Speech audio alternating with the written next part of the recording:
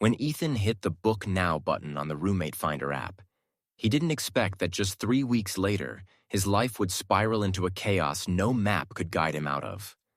It was a dreary Pennsylvania afternoon, the sky heavy like a worn-out gray tablecloth, with rain spitting against the windows like tiny pinpricks. Ethan dragged his beat-up suitcase through the pothole-riddled parking lot of Oak Ridge Apartments. The complex's sign, rusted and chipped, barely clung to 3 legible letters. OAE. Everything about the place screamed wrong. But the rent was only $450 a month. For a guy who'd just been fired, dumped by his girlfriend, and had less than $600 in his bank account, this was a miracle. Apartment 205 sat at the end of a dim second-floor hallway, reeking of damp mildew. The doorknob's silver paint was peeling, and the lock screeched like something waking from a long sleep. Ethan was used to strange noises ever since his solo. Jobless life began roof over his head. Warm blanket, that's all that mattered. Inside, the apartment was small but tidier than he'd expected. 2 bedrooms, a living room with a sagging couch, and a cramped kitchen. On the dining table was a handwritten note. "Hey Ethan, I'm Lucas. Got a late shift. Won't be back till morning. Make yourself at home. Your room's the one on the left. L." Lucas, his new roommate, seemed as reserved as his texts suggested. His app profile had just a blurry photo and a brief bio. Quiet, likes books, non-smoker. Ethan sighed in relief. At least he wouldn't be stuck with a party animal. He unpacked in his room and wandered around to get a feel for the place. But that first night, something kept him from sleeping. Around 2 a.m., Ethan jolted awake to the sound of dripping water not from the kitchen faucet, but from the ceiling above his bed. A dark stain was spreading, dripping onto his sheets. He flicked on the light, grabbed a bucket to catch the leak, and fired off a text to Lucas. "Hey, the ceiling's leaking. You know about this?" The message showed read within a minute. No reply. Then he heard the creak of Lucas's door, the one on the right, opening for a split second before slamming shut. No footsteps, no sound. Ethan stepped into the hallway, ready to knock on Lucas's door, but stopped cold. No light seeped from under the door. It was as if no one had ever been inside. The next morning, Lucas was nowhere to be found. His room was locked tight. When Ethan grabbed coffee at the corner store downstairs, he asked the old woman behind the counter, "Know anyone named Lucas around here? I just moved into 205, supposed to be rooming with him." She stared at him like he'd asked for directions to hell. 205. Her brow furrowed. "You sure Lucas is still there?" Ethan forced a laugh. "He texted me last night. Just haven't met him yet." She shook her head, her voice dropping to a whisper. "Nobody's been in that apartment. Not since last year." Back in the apartment, Ethan checked his phone. The text from Lucas was gone. So was his profile on the app. Instead, the app now showed 205 as available for rent. The apartment he'd just moved into was listed as empty. Then he remembered. Last night, Lucas's door had opened. But this morning, the knob was ice cold, unnaturally so. And there was dust caked along the door frame, streaked as if something had passed through and never came back. I moved into the new place exhausted and on edge. By day, everything seemed fine, but I couldn't shake the heavy dread that clung to the air. Every time I walked down the hallway to my room, it felt like someone was watching me from behind. Each step on the cold wooden floor sent a shiver up my spine. The room itself wasn't bad. Clean, big windows, plenty of light. But at night, things changed. The first night, I heard soft tapping. At first, I thought it was a neighbor, but the knocks came in sets of 3. Then silence. A few minutes later, 3 more. I sat up in bed, straining to listen. Nothing but the wind whistling through the window frame. I cracked open my door and peered into the hallway. Empty, no footsteps, no light from other rooms. just a long, dark corridor, silent in a way that made my skin crawl. The next morning, I asked my roommate about the noises.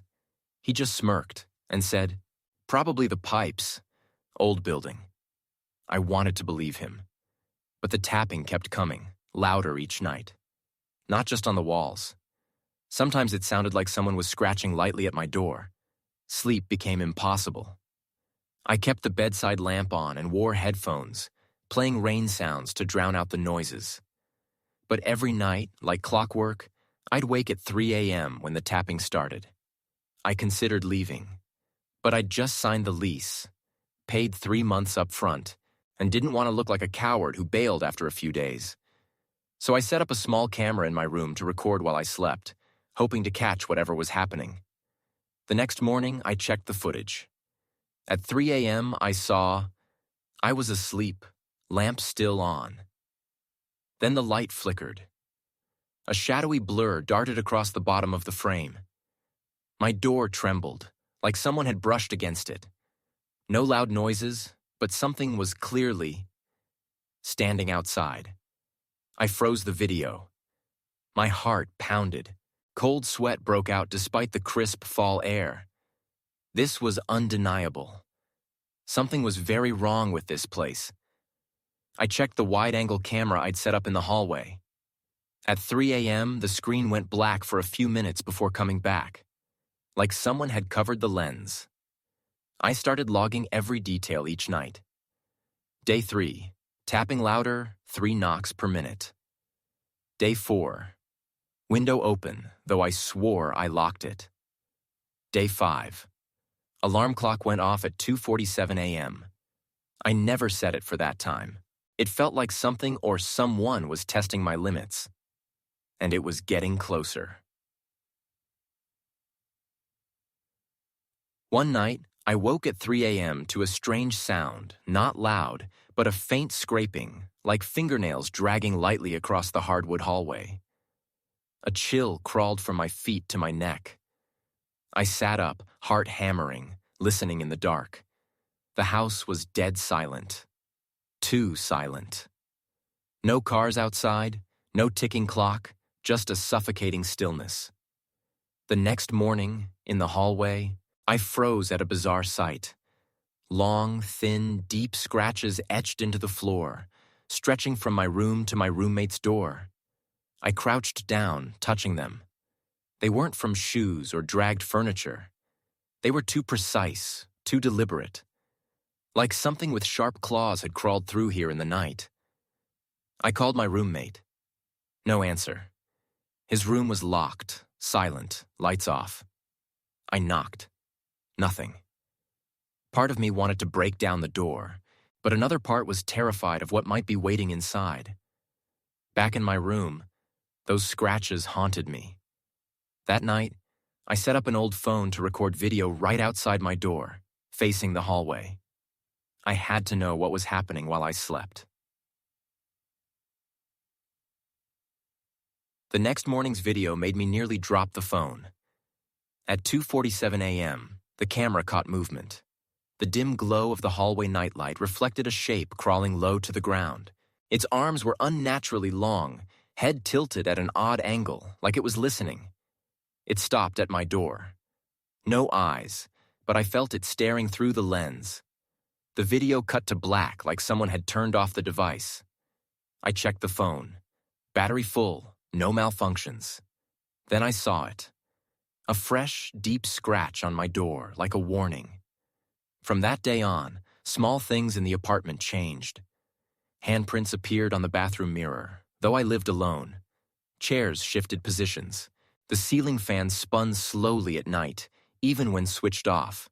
And the scratches, they never stopped. On walls, floors, even in the bathroom. I started to suspect this wasn't a cruel prank.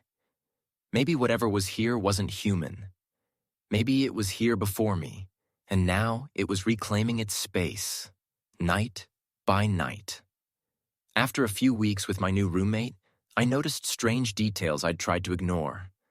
Soft tapping like nails on the floor at exactly 2:47 a.m., whispers echoing from the wall between our rooms, or the hallway light flickering despite new bulbs.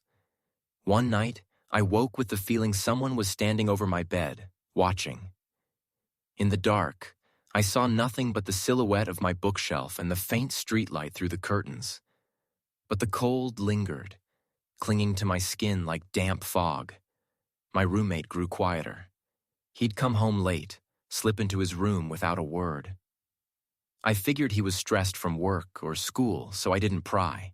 But one day, through his cracked door, I saw him standing motionless, facing a blank wall. No phone, no laptop, nothing. Like he was talking to someone I couldn't see. I confronted him. His response chilled me. I sleepwalk sometimes. Don't worry if you see anything weird.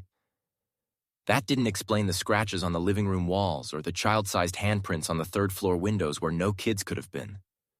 One night, after a late shift, I found my bedroom door locked from the inside. I always locked it from the outside with a key. When I got in, everything seemed fine except one thing. A photo of my mom on my desk was turned upside down.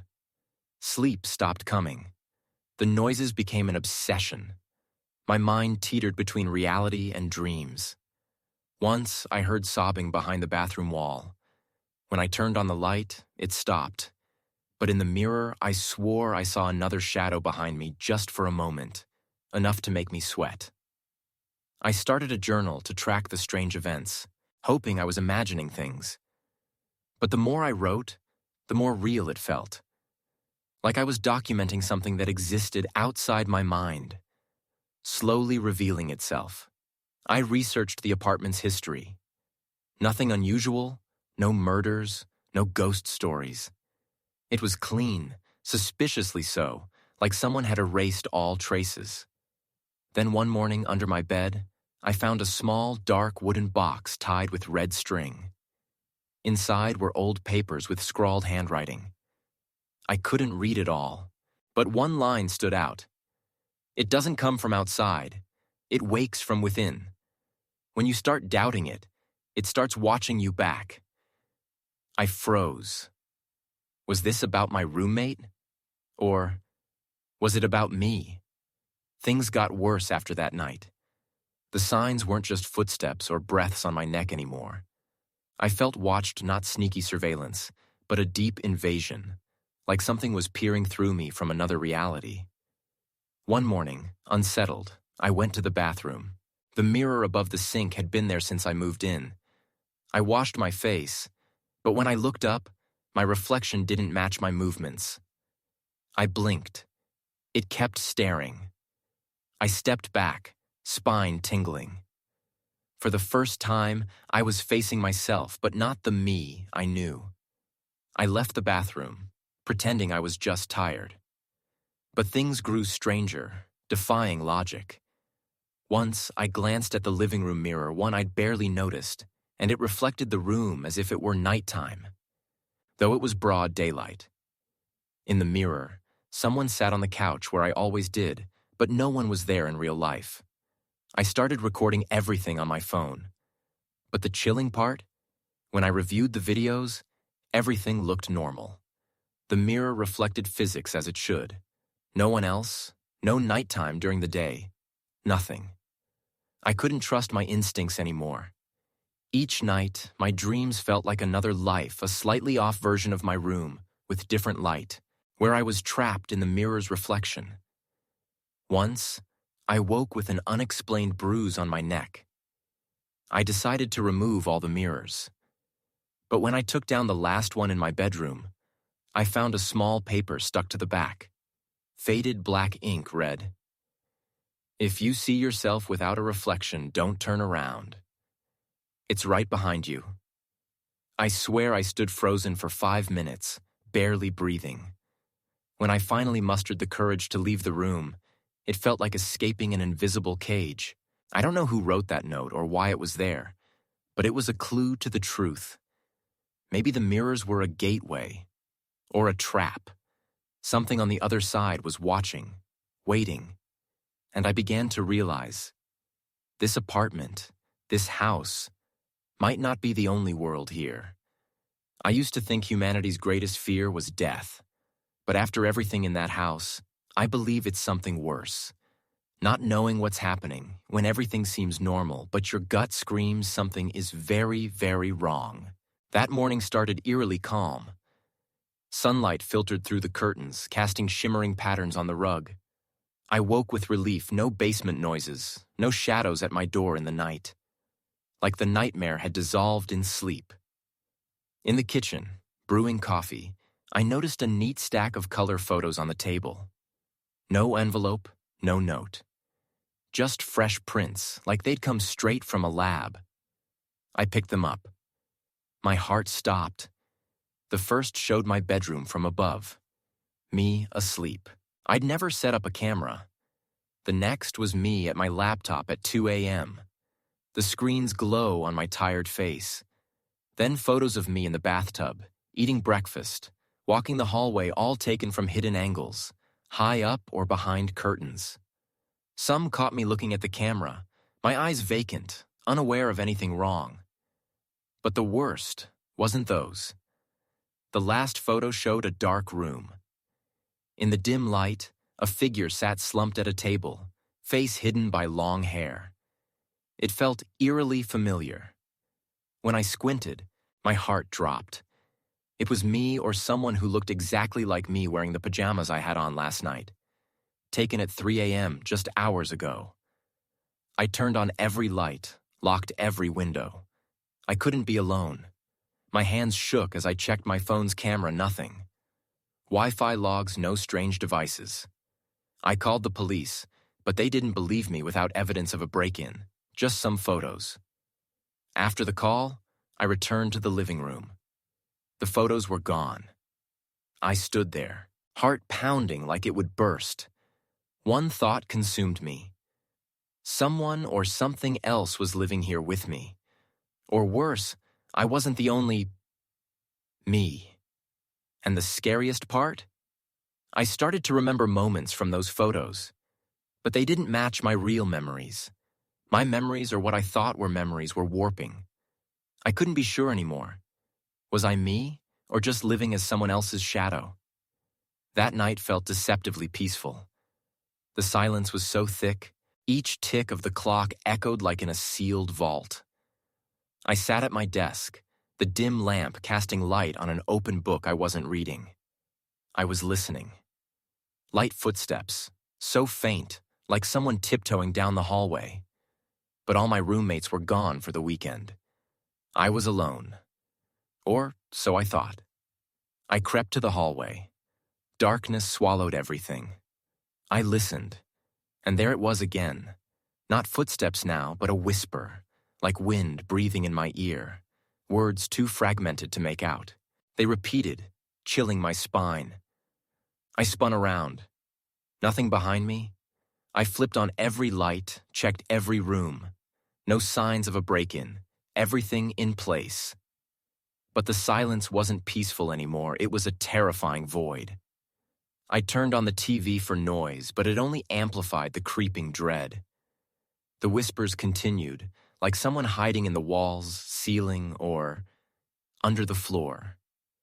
I recalled a friend's story about a rental where the previous owner hid a body in the walls, and the ghost never left. I'd laughed it off then. Now, was someone here before me, dying alone, forgotten? A past tenant? Or someone who never left? I couldn't sleep that night. Every time I closed my eyes, the whispers grew clearer, like they were speaking directly into my mind. I knew I wasn't alone. I lost track of how many nights I stayed awake, watching the room across the hall. Each time the hallway light flickered, my heart raced like something awful was closing in. It felt like living in a horror movie, except I couldn't turn it off and go to bed. One night, lying there staring at the ceiling, I heard slow, dragging footsteps in the hallway. Not the brisk steps of someone heading to the bathroom, but a painful, lurching drag, like something or someone being pulled. I held my breath. The hallway light flickered. This time, I saw a figure standing at the end of the hall between the strobing lights. Motionless. Silent. Just there. I shut my eyes, counting down seconds. When I opened them, the figure was closer. I turned on my room's light. The glare made me blink, but the figure was gone. I rushed to the door. The hallway was empty, all doors still locked, like nothing had happened. I installed a camera in the hallway. I knew it wasn't allowed to record others secretly, but I had no choice. I needed proof I wasn't losing it. The next night, the camera ran all night, aimed at the room across the hall. In the morning, my hands shook as I watched the footage. At 3 a.m., the door opposite mine swung open. No one came out, but a shadow moved on the floor, like someone stepped out of frame. Then something like long hair dragged across the floor, vanishing into a dark corner. No sound, no voices, but I saw it as clearly as if it were happening live.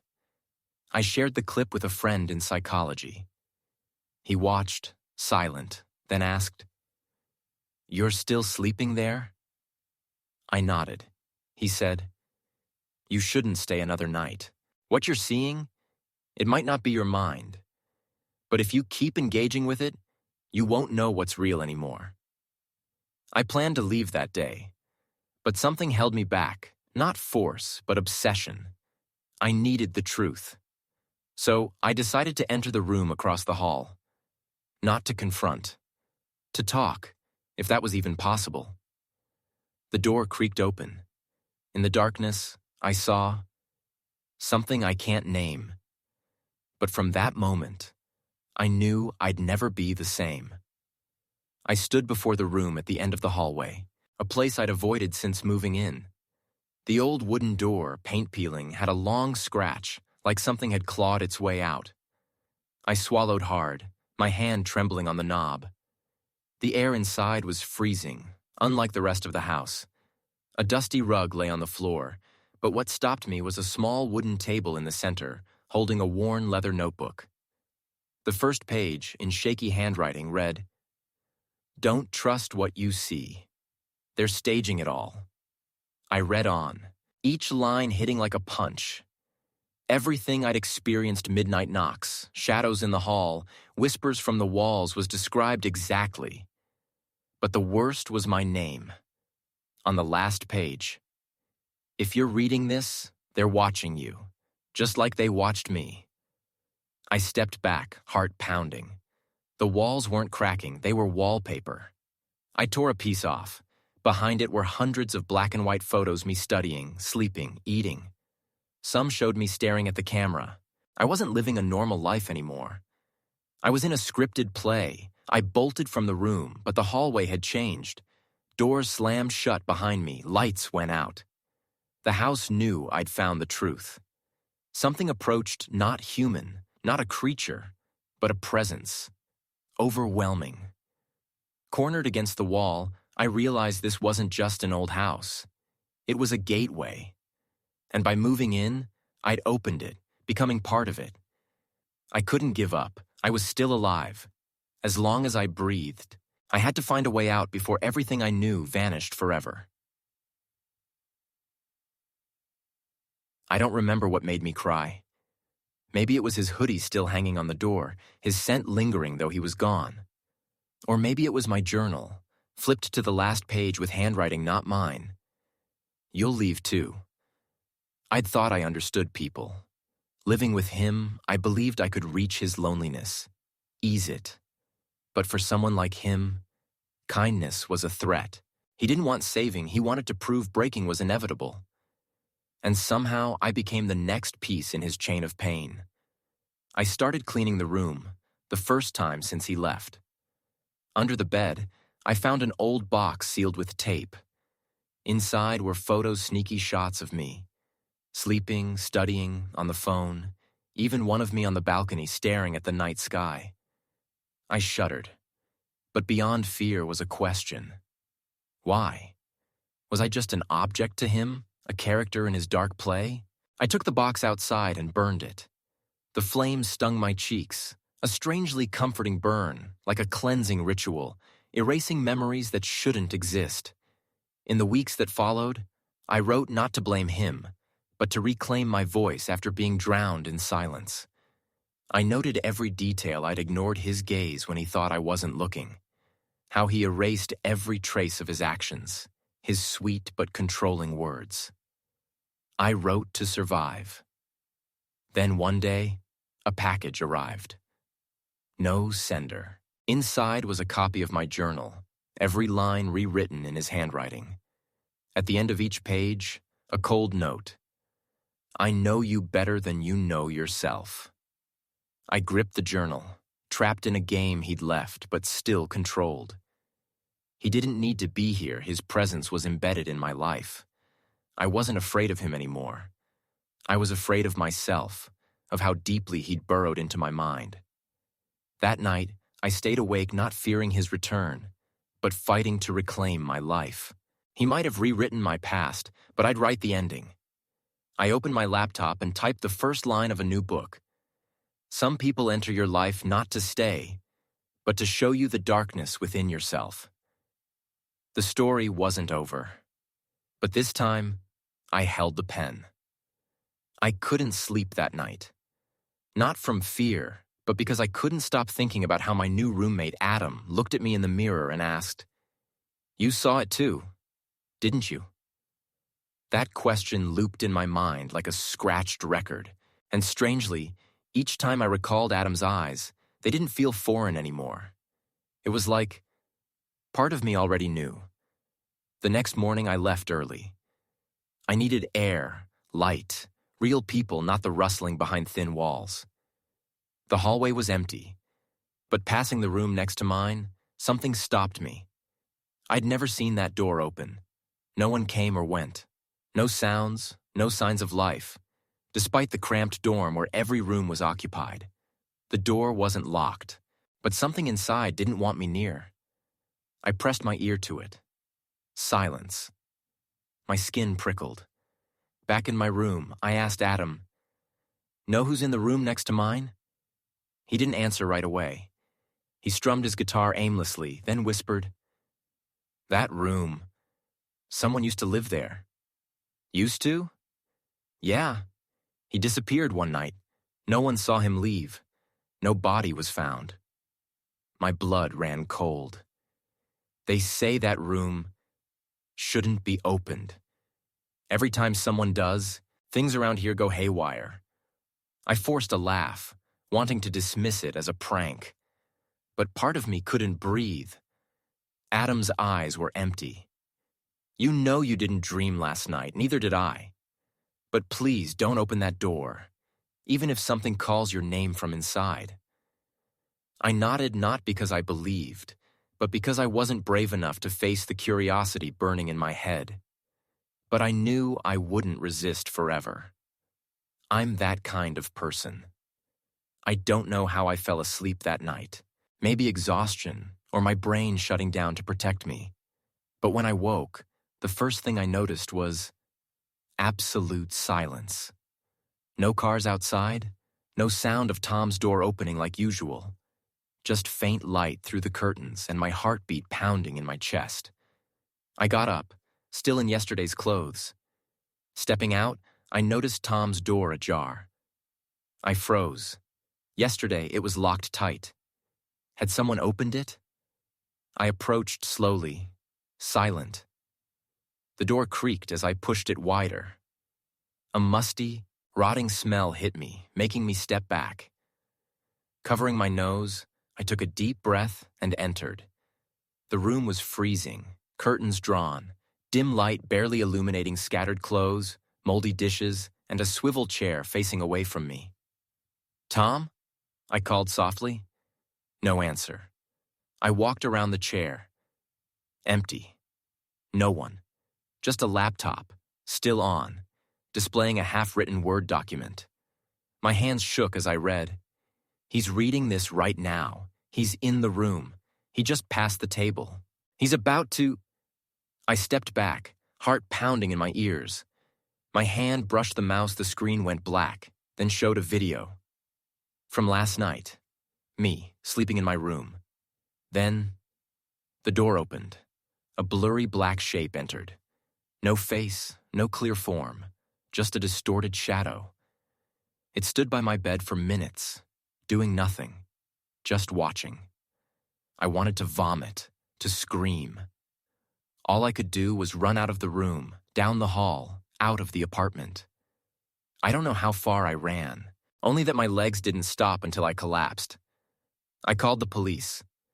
When they arrived, the room was empty. No smell, no video, no text on the screen. It looked like no one had ever lived there. Tom wasn't in the lease records. Worse, they said no one named Tom had ever rented here. I started questioning. If what I experienced was real, why was there no trace? And if it wasn't, why did I still feel something standing behind me? Since leaving that house, I moved to a small apartment in another area, trying to start fresh. I cut all contact with Lisa, no texts, no calls. I didn't even dare look her up online. Part of me was scared. The rest didn't want to unearth the darkness I'd buried. But peace is never permanent. One late night, reviewing old voice recordings for a new music project, I found a file I didn't recognize. VoiceUnknown01.wav. Curious, I played it. Static, then a soft, clear whisper. Lisa's voice. "You think you escaped?" I jumped up, heart exploding. I'd deleted everything when I moved. How was this file here? I didn't sleep that night. The next morning, I called friends who'd visited the old house, needing confirmation I wasn't imagining it. No one answered. I texted. No replies. Until I called Daniel, the only friend who'd stayed over the night Lisa vanished. His voice trembled. No greeting, just, "You heard her too, didn't you?" I didn't confirm. My silence was enough. "She came to my house last night," he whispered. No knock, no call, just standing outside my daughter's window, staring. I thought it was a dream, but when I turned on the light, there were handprints on the glass, from the inside. My skin crawled. My throat closed. I didn't know whether to feel guilt, fear, or madness. We met at a crowded cafe in broad daylight. Daniel arrived with sunken eyes, dark circles heavy. He pulled a crumpled paper from his pocket and handed it to me, trembling. It was song lyrics, not mine, not Lisa's. "If I can't be with you in life, I'll hum in every silence you fear." I pulled back. The air froze around me. Daniel whispered, "It appeared on my desk this morning. I live alone." An invisible hand was tightening around my life again. I hadn't escaped. I didn't sleep that night.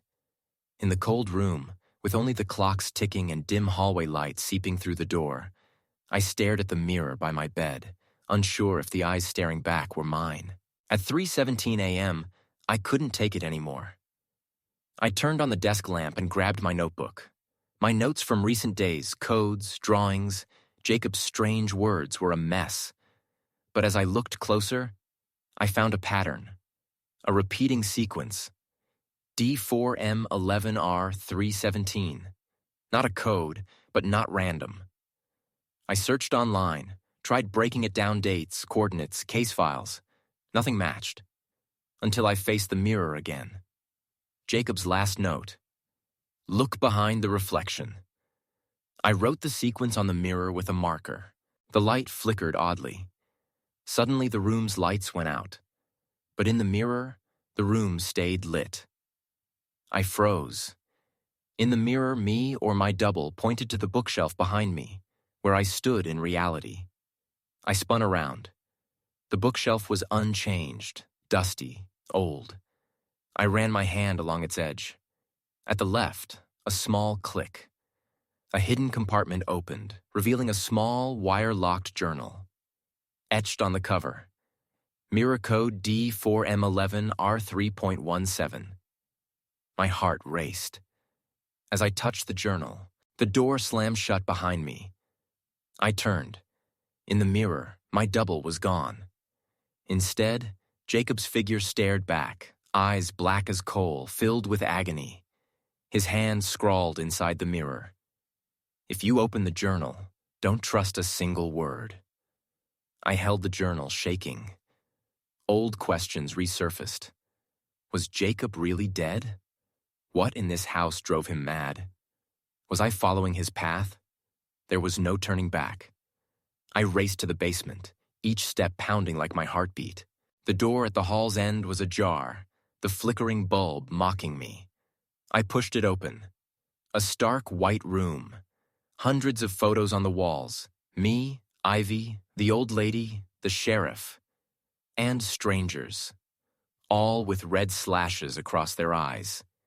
In the center, a rotting wooden table held an old tape recorder, hissing static. I pressed play. My voice. June 12th. I don't know why I came here. I don't know who I am. But when I look in Ivy's eyes, I see something familiar. Something wrong. I gasped. The voice continued. June 20th. Ivy isn't Ivy anymore. She knows too much. And the old lady? She's not as old as she looks. I heard her voice in my dreams from centuries ago. My mind exploded.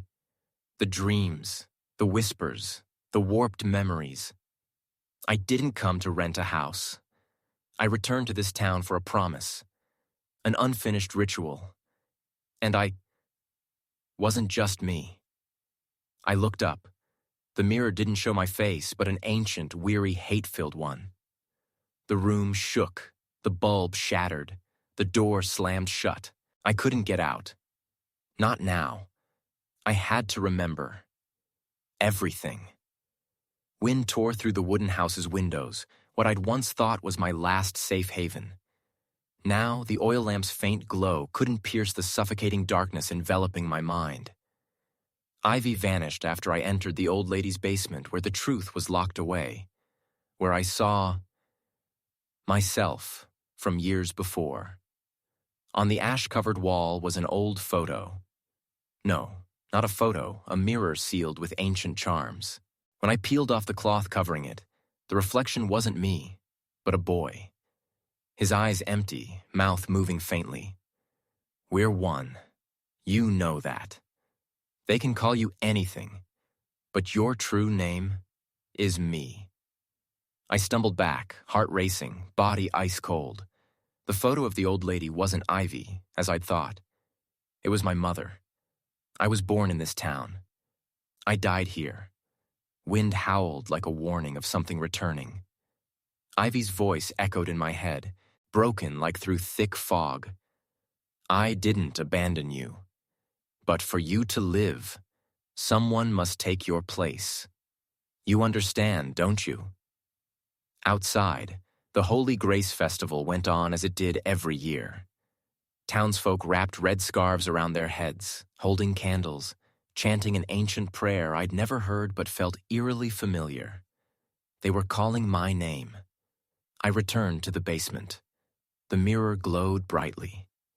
In it were all the past me's trapped souls, fragmented memories, incomplete versions. Each rebirth through a new person cost me a piece of myself. In return, I gained time, life, a chance to start again. Now I remembered everything. I was the sacrifice, the door, the final invitation. The town's bell tolled. The stone gate behind the hill opened. The thing the townsfolk had hidden, feared, and worshipped for generations was waiting. Ivy stood in a circle of fire, eyes blazing red but still soft. I'm sorry. Li-Fa system. If there was another way, I'd have chosen it, but only you can close the door. Once and for all. I had to choose. First step forward, sacrifice myself, and end the cycle by erasing myself from all realities. Second, turn back, leave the town, and let another me take my place in the next loop. The wind stopped. The flames dimmed. The town held its breath. I stepped forward.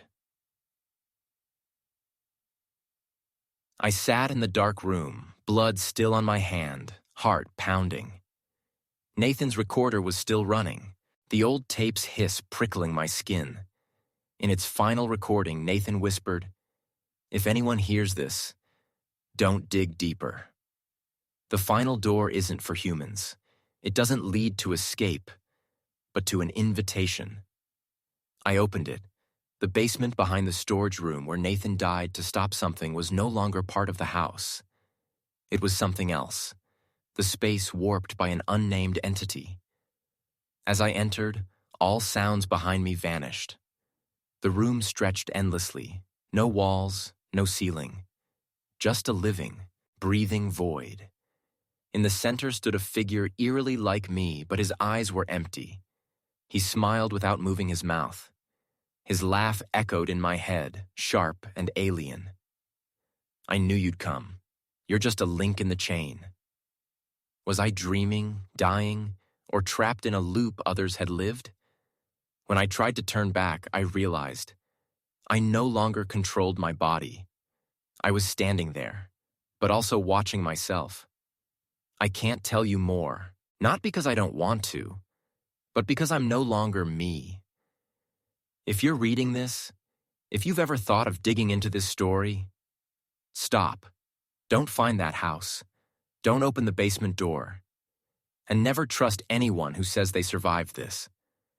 Because if they're telling it, they're probably not themselves anymore. Still here? You really want to know what happened next? Are you sure you're brave enough to dive deeper into the truth even Nathan wouldn't speak? Comment below. I'm ready to open the door, and I'll share the final unwritten chapter. What do you think is really happening? Is an entity taking over the curious? Share your theories. You might be right. Or the next to fall.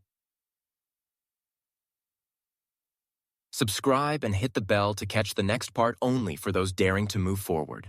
Some things seem small at first, insignificant even, but looking back, you realize they were the first signs of a storm brewing. This story is like that, a quiet beginning that lulls you into a false sense of security. And maybe that's exactly why things spiraled out of control. It started in a peaceful autumn, that crisp time of year when leaves blanket the ground and the chilly air makes you want to stay inside, wrapped in a blanket with a mug of hot cocoa. Finding a roommate in the suburbs, where splitting rent makes life easier, was nothing out of the ordinary.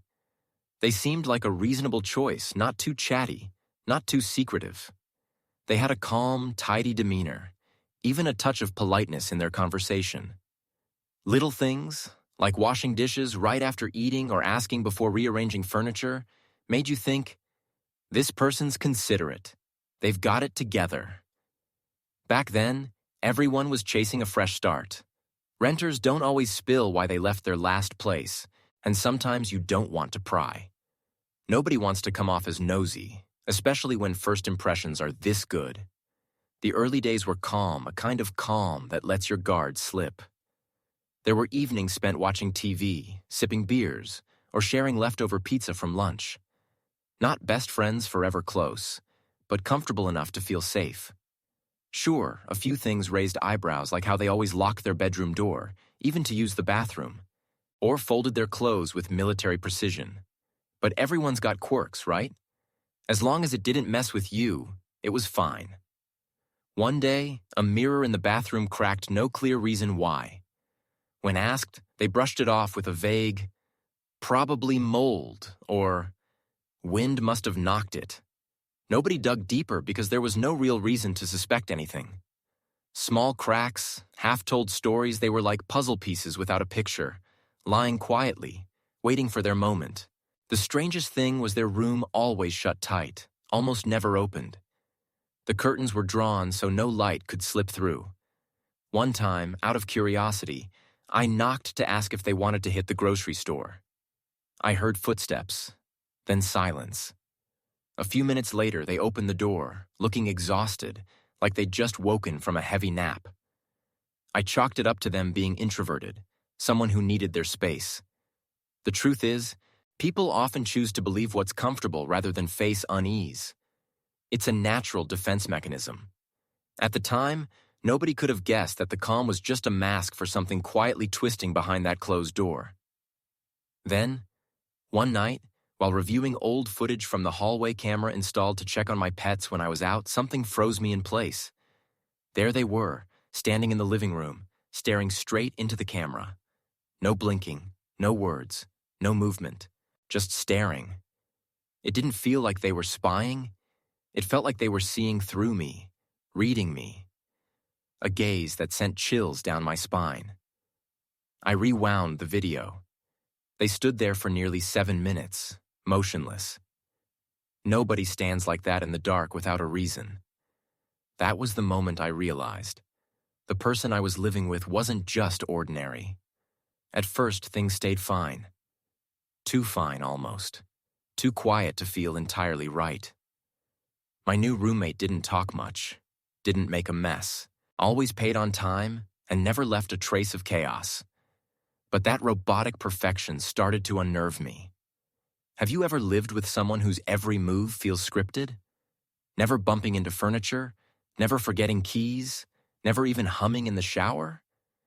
It sounds ideal, but the longer I lived with them, the more I realized the absence of normal human habits was the scariest thing of all. One night, I stepped into the living room around midnight to grab water. The lights were off, but a faint glow spilled from under their door. Through the crack, I saw their silhouette standing still, staring at a blank wall. No TV, no laptop, no phone. Just silence that made my skin crawl. I froze, held my breath, and slipped back to my room. I started paying closer attention. Little things kept happening. The towels were always dry, like they never showered. Milk in the fridge dwindled daily, but no dirty dishes ever showed up. Their room's lights stayed off all day, yet the electric bill was higher than usual.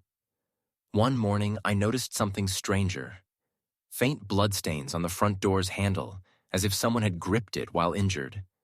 I meant to ask, but something stopped me. Their eyes, cold, bottomless, made me back off. I confided in a close friend.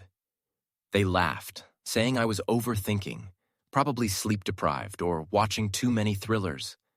But if you've ever lived in a house where the air feels heavy, you know some things can't be explained away. One day, passing through the living room, I spotted something under the sofa. I bent down and found a torn scrap of paper from a notebook. Scrawled in red ink was a sentence.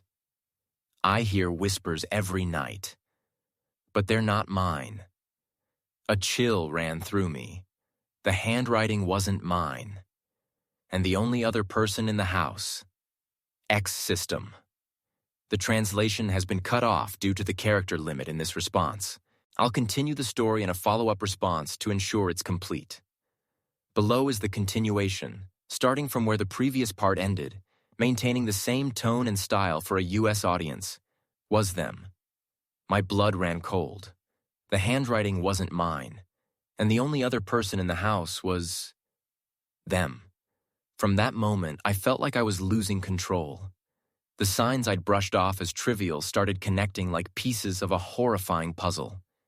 Every night, as I turned off the lights, I lay in bed, barely daring to glance at the ceiling. I was terrified that if I turned my head, I'd see someone's face on the pillow next to me. There are moments in life you can't quite name. It's not outright fear or anger you can vent. It's just something in the air shifts. The house I once called home suddenly felt like it had a cold, hidden crack. After a month of living together, things seemed to settle into a routine. But that's when I started noticing the small stuff things you'd miss if you weren't paying attention. One morning, I woke up early to a strange creaking from the ceiling. At first, I thought it was mice old house after all. But the sound came back other nights, always around 3 a.m., lasting a few minutes. It was like someone was pacing lightly above me, even though the house was single-story. I brought it up jokingly over breakfast. Sounded like someone was on the roof last night. They just chuckled softly and changed the subject. Sometimes I'd leave the house for a few hours and come back to find things slightly moved. Not enough to be sure someone touched them, but if you've ever had a favorite mug you always leave upside down after washing, and one day it's upright, bone dry like someone used it, you'd know how unsettling that feels. I started noting when I left the house, even snapping photos of certain spots before going out. Not because I was paranoid, but because I needed to know I wasn't imagining things. I used to think small oddities could be explained away rationally, but the more I tried to make sense of them, the more I felt like I was unraveling. I wasn't sleeping well, jolting awake at night, feeling watched. I blamed stress, the new house, anything to avoid the truth. One night, while on a call in the backyard, I noticed their bedroom window cracked open, not unusual. But what was unusual was the flickering light inside, like a candle. I thought I'd ask about it, but when I went inside, the house was pitch black, their door locked. I knocked lightly, no answer. A minute later, they emerged from the bathroom, still damp, as if they hadn't been in their room moments before. When I mentioned the light, they frowned and said, "Probably just reflections from cars outside." But the street was dead quiet, and that light I can still see, it was nothing like headlights. Another time, cleaning the kitchen, I opened a low cabinet nobody used. Inside were odd items: a small notebook, some printed pages with handwritten notes, and a wooden object shaped like a puppet, all wrapped in a black cloth bag, tucked behind old bottles. I didn't open them. I didn't dare. Not out of fear, but because something inside me whispered, "Don't touch." I asked casually, "Did someone leave craft stuff in the kitchen cabinet?" This time, their response wasn't evasive. They looked at me, slow, like they were deciding how much to say. "Don't open that cabinet," they said. "Personal stuff." I nodded. But that night, I locked my door for the first time. Sleep didn't come easily. People might say I was overreacting.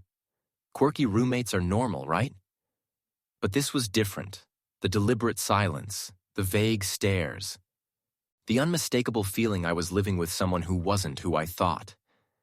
I set up a small camera in my room not to spy, but to protect myself. Nobody wants to feel stalked in their own home. And what I captured led to a turning point I never imagined I'd face. There's an unspoken rule when sharing a house: don't touch each other's stuff. But when suspicion outweighs trust, that rule feels as fragile as a thread. Eventually, you cross that line not out of curiosity, but survival. The day came when my roommate was gone, saying they'd spend the night in the suburbs visiting someone. Nothing unusual. For the first time in weeks, the house was completely still. I sat in the living room, sunlight slicing through thick curtains, casting sharp shadows on the worn rug. Then my eyes drifted to the hallway toward the door that was always locked. It took just a second, a fleeting moment between hesitation and decision. I stood. My footsteps sounded unnaturally loud. My heart pounded not from fear of being caught, but from the sense I was stepping into a story I wasn't ready to hear. The lock was nothing special, just a standard one. I'd seen the key hanging on a hook with their bike keys. I'd taken it when they left, slipping it into my pocket, a premeditated act I hadn't admitted to myself. The door opened with a faint creak. The first thing that hit me was the smell, damp, like old paper or wet wood, mixed with something sweet, like wilted flowers. The bedroom had no windows. Heavy curtains stretched from ceiling to floor, blocking all light. I flicked on the switch, and instantly, I wished I hadn't. The room was small, but overflowing with details. The walls were plastered with photos not of people, but of lifeless objects. A rusty park bench, a green bike with a broken seat, a faded sign with barely legible text. Each photo was taped up with black tape, arranged in no clear pattern, like someone was piecing together a puzzle only they understood. On a small table were dozens of handwritten notes. I didn't read them all, but certain phrases repeated, "They can't leave again. If you keep them, it stays calm. Don't let them know." A shiver ran through me, not from the words, but the handwriting. Jagged, distorted, like it was written by someone trembling or holding back something inside. I turned to the right and saw a small wooden cabinet, its door slightly ajar. Inside were strange items: a necklace, an old student ID, a small knife wrapped in a handkerchief, and most shocking, a Polaroid I recognized. Me, asleep in my bed. I stumbled back, nearly tripping. That photo. I'd never taken it. It was clearly shot from inside my room. My head spun. Everything flipped upside down. I bolted out, slammed the door, and locked it like it had never been opened. I slipped the key back where it belonged and ran outside to breathe, trying to stifle the panic rising with each heartbeat. That night, I didn't sleep. Couldn't. I sat in my room, lights blazing, earbuds in, but no music just to block out other sounds. Every noise, the heater kicking on, a branch scraping the window made me jump. Then, around 1 a.m., I heard the front door open. My roommate was back. I held my breath, tracking each footstep down the hallway. They didn't stop at their door. They kept coming, toward mine. The hallway light cast the shadow of their feet under my door. I'd locked my room from the inside. My hand gripped a small fruit knife under my pillow, the only weapon I had. No knock, no words. Just silence stretching on. After what felt like forever, maybe 10 minutes, maybe 2, the footsteps retreated. That night, I knew. I wasn't the only one deciding what happened in this house anymore. I considered calling the police, but what would I say? My roommate had a secret photo of me sleeping? They hung creepy pictures and wrote disturbing notes? No crime, no victim, just vague fear. I told a close friend. After listening, she said, "Move out. Now don't wait another day." I started looking for a new place, but money was tight, and year-end timing made it tough. I set a mental rule. One more sign, however small, and I'm gone. A few nights later, I woke at 3 a.m. to an odd sound, a soft click, like an old wooden door opening carefully. I sat up. My room's light was still on, and my door was cracked open. I know I'd locked it. I lunged, slammed it shut, and locked it again. The hallway was empty, but in that fleeting moment, I knew they'd been in my room again. No words, no trace, just the door. The next morning, I didn't go to work. I rented a small moving truck, threw my stuff into a few boxes, and left. No note, no goodbye. I dropped the keys in the mailbox and fled like the house was on fire. I didn't look back. Once I was safe somewhere else, I started piecing together what I'd seen: the photos, the nighttime noises, their blank stares. The urge to know the truth grew stronger. I wasn't living with them anymore, but the obsession lingered. I reached out to the old landlord, pretending to check in. He was tight-lipped, only saying my former roommate left a few days later, no reason given. Light luggage. Nobody knew where they went. Unsatisfied, I dug up the lease, found their full name, and searched it online. My heart stopped. A string of articles popped up: someone with the same name, a very similar face, arrested 10 years ago for stalking and breaking into homes. The case was dropped for lack of evidence, and they vanished from public records. But to me, the truth was clear. I'd lived with someone no one should share a home with, not even for a night. Leaving didn't erase everything. The feeling of being watched while I slept, of someone invading the space I thought was safe, it doesn't vanish when you move. It haunts your dreams, every creak in the night. I'd wake at midnight because the wind rattled a window. I couldn't sleep without leaving a light on. Once, hearing footsteps in the hallway of my new apartment, I stood frozen, heart racing, only to realize it was a neighbor coming home late. People talk about physical scars, but nobody tells you how to heal when your sense of safety, your trust in others, is shattered. It took months to feel normal again. I'm still working on it. I'm not sharing this to scare anyone. I'm sharing it to say, trust your gut. If something feels off, don't ignore it. Don't convince yourself you're overreacting or imagining things. Instincts are honed over generations, they don't lie. If you live alone or with a stranger, watch the small stuff. Odd habits, strange looks, tiny shifts in behavior. They could be the first and only warning you get. I don't know what would have happened if I hadn't left when I did. Maybe I'm blowing it out of proportion. Or maybe I wouldn't be here telling this story. You never know for sure until it's too late. It's easy to think these things only happen in movies, that creepy strangers lurking in the shadows belong somewhere far away, not in your neighborhood, not in the house you pay rent for every month. But I'm just a regular person, living in a regular place, who found myself wondering, am I really safe? Sometimes danger doesn't come with knives or screams. It's quiet, it's calm. It walks into your life with clean shoes, a faint smile, and words that seem harmless until you realize you've lost control. I'm not angry anymore, not as scared as I was. But I'm more cautious. I know appearances can lie. Some people carry a darkness you can't see until it engulfs everything. If you feel uneasy, if something keeps you up at night, don't brush it off. Talk to someone you trust. Find a way out before it's too late. And if you've been through something like this, I want you to know you're not alone. You're not weak. You're not crazy. You survived, and that's proof you're stronger than you think. If you're reading this and something stirs inside you, leave a comment. Share your story or just a line. I get it. Sometimes a stranger's empathy is what helps you push past the fear nobody else sees. If you know someone in a sketchy situation, don't stay quiet.